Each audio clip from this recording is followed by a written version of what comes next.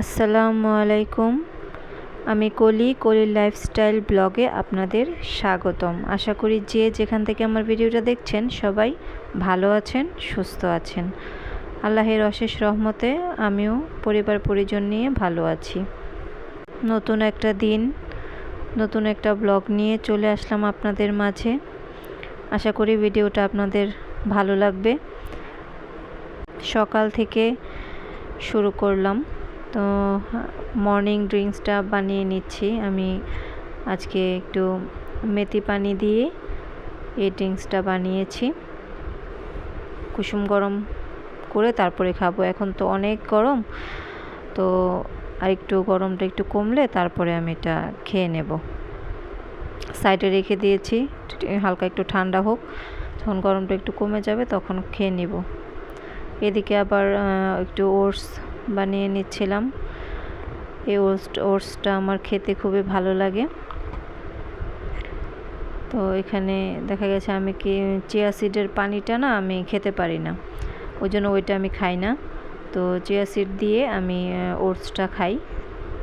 এটা খেতে আমার ভালোই লাগে। এটা খেলে আমার মিষ্টি খাওয়ার যে একটা ক্রেভিংস হয় না, ওইটা মানে কেটে যায়। তো যারা আমার মতো মানে মিষ্টি পাগল, তারা এইভাবে কলা দিয়ে ওটসটা বানিয়ে খেলে আশা করি মিষ্টি খাওয়ার যে একটা ক্রেভিং হয় সেটা আর হবে না। খুব ভালোভাবে আপনারা ওয়েটটা কমাতে পারবেন এভাবে খেলে।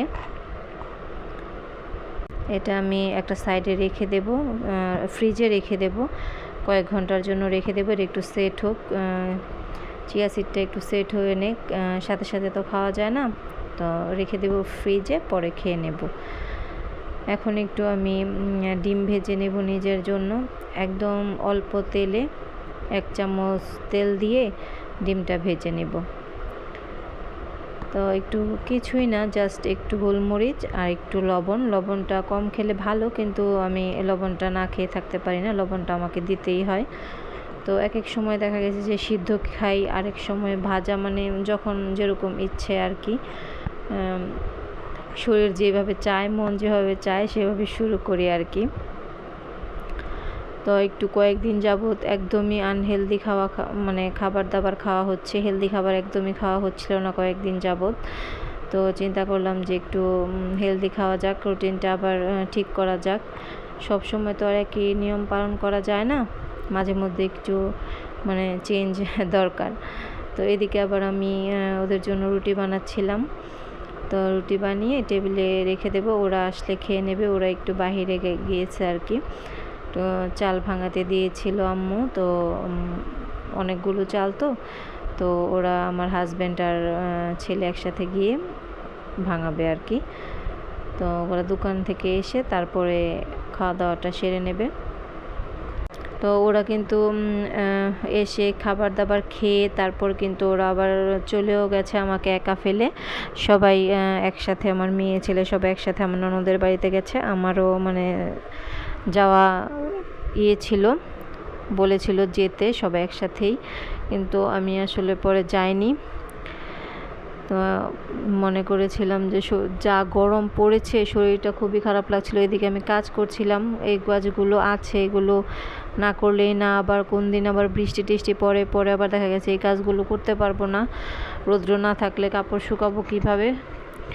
এই জন্য বললাম তোমরা যাও, আমি অন্য দিন যাব, যেহেতু বাসা কাছে আমি পরে যেতে পারবো। তো তোমরা যাও, আমি এদিকে আমার কাজগুলো সেরে নিই, কারণ এই কাজগুলো করে তো আমি আবার রেস্টই করব। তো দেখা গেছে একটা মানুষের বাসায় অনেক মানুষ আসবে, শরীরটা খারাপ, আমি তো একটু রেস্টও নিতে পারবো না। বাসায় তো কাজ টাজ করে একটু রেস্ট নেওয়া যায়। তো এই ভেবে আর গেলাম না, অন্য আরেক দিন যাব।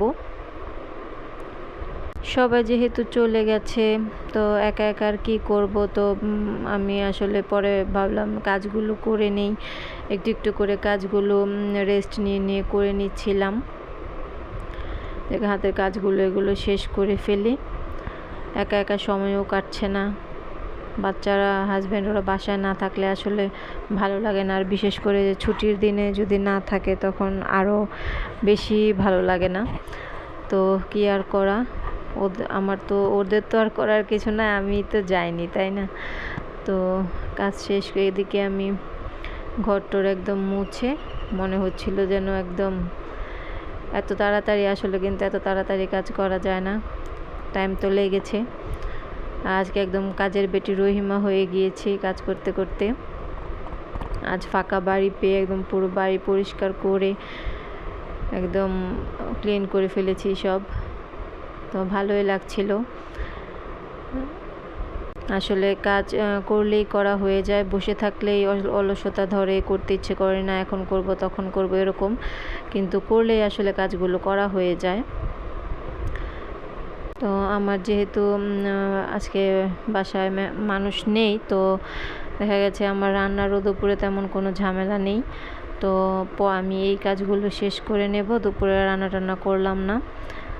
এই তো গুছিয়ে নিয়েছি, মোটামুটি পরে সব কিছু একদম ক্লিন করে নিয়েছি যতটুকু পেরেছি আর কি। কাজ বাজ শেষে অনেক ক্ষুধা লাগলো আর কি, তো ভাবলাম যে যেহেতু এটা বানিয়ে রেখেছিলাম এখনই খেয়ে নেব। তো এটা 11টার দিকে মনে হয়, 11টার দিকে খেয়ে নিয়েছিলাম খাবারটা। তো আমি খেতে থাকি। তো এটা হচ্ছে দুপুরের খাবার আমার। দুপুরে যেহেতু রান্না করিনি, তো ভাবলাম পরে খিদে পেয়েছে একটু, মনে করেছিলাম যে খাবো না, তো খিদে পেয়েছে, তো ভাবলাম যে নুডলসটা আছে, নুডলসটাই করে নেই আর পেঁপে কেটে নেই, খাওয়া হয়ে যাবে দুপুরের খাবার। এতটুকু তো অনেক। ভালো লাগলে লাইক, শেয়ার, সাবস্ক্রাইব করে দেবেন।